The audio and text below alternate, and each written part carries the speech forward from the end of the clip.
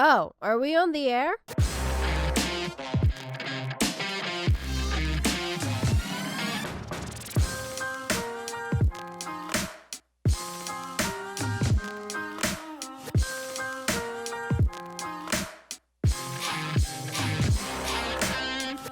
Hey gang, it's Bryan from FXBilliards. I am very excited about this coaching session for a couple reasons. One being it is our first one from outside of the US. This is Durkee, and this video is coming from South Africa. Durkee hit me up in the comments and asked me if I would check out his video, and I did a review of it, gave him some pointers, and asked him if I could share it with you guys, and he said of course. So a few things that I like about this video is one, not just the fact that he's talking to us from South Africa and the passion that he has to improve his game, in which that he sent me a video unsolicited and asked for help, but also the fact that he is playing on one of the most challenging, most difficult tables you're going to find, and almost embarrasses me because I've walked out of places that had less than par pool tables, and he's playing on a not only does the table appear to be outdoors and exposed to the heat and a lot of other things, but the table is a Chinese table. I don't know how many of you guys are familiar with these tables, but if you notice the pockets, the edges are curved, and that's the first giveaway of the Chinese tables, and the pockets are extremely tight. So just starting out on a table like that, brand new, is a challenging table to play on. The table he's playing on clearly has a lot of wear and tear on it. The felt is very slow. He appears to overshoot a lot of the shots, and I think that's probably as a result of the table being just, it's like carpet as far as the thickness and the slowness of the felt. But at the same time, there are certain things that could be worked on with his game, and we're going to analyze some of those things right now. So one of the obvious things is he does shoot the balls way too hard, and this could be a byproduct of the types of tables that he's playing on. I find that bar box players, regardless of the quality of the table, tend to shoot a little harder than necessary. But if we analyze and break down his stance, you can see that his feet are out of position.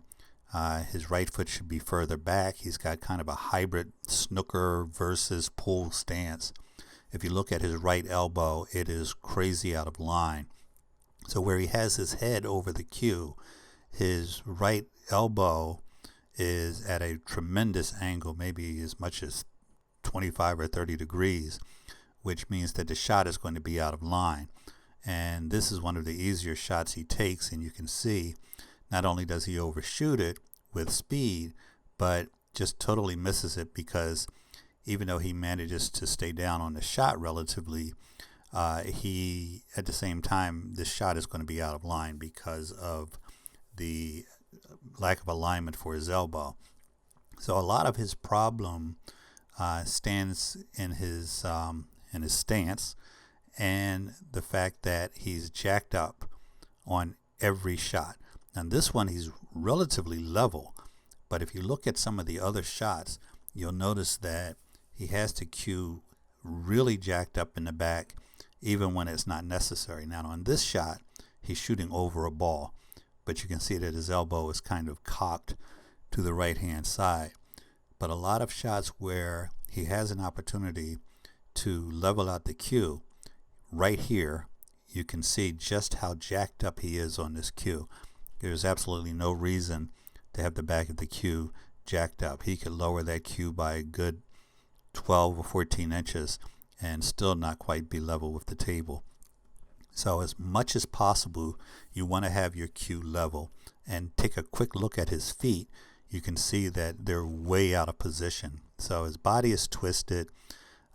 His feet could be in better position. That left foot could be turned more inside towards the table. So breaking down the things that he could work on I would start with stance, because you want to have more of a stance that looks like a boxer's stance.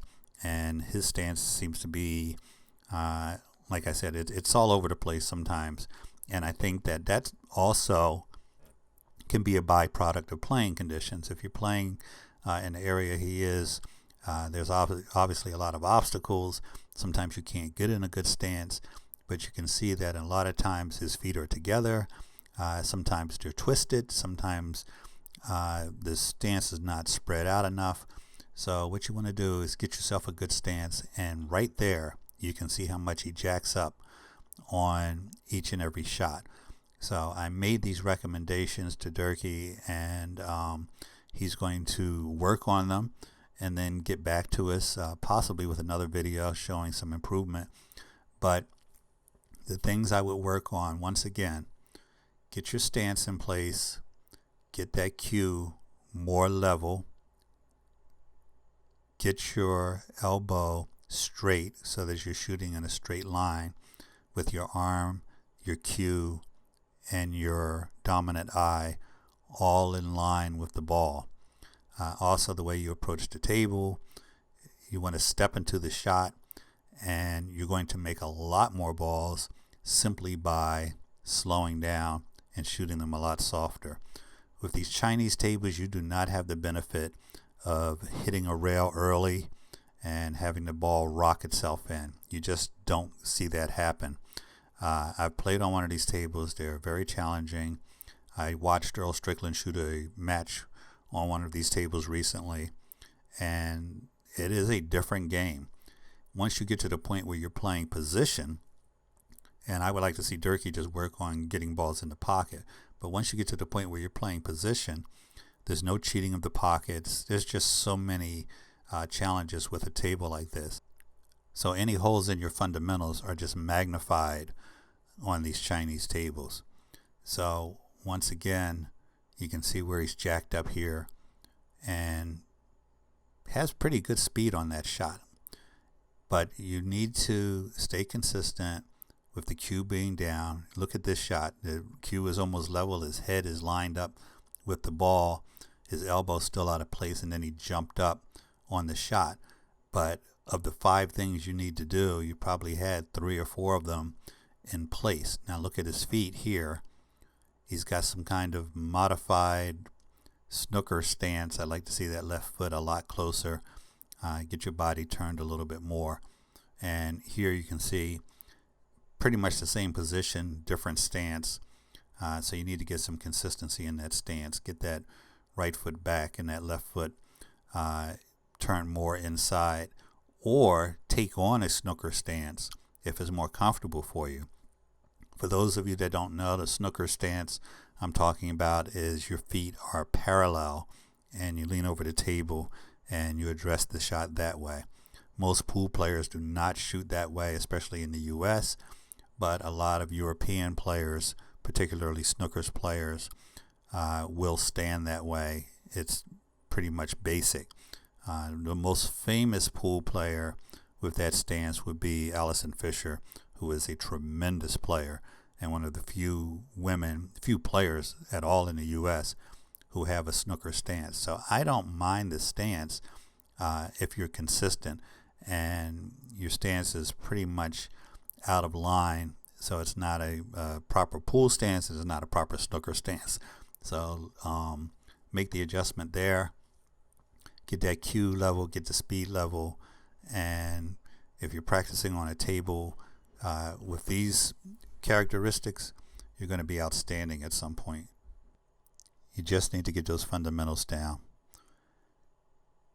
Thanks for watching, guys. Don't forget to subscribe.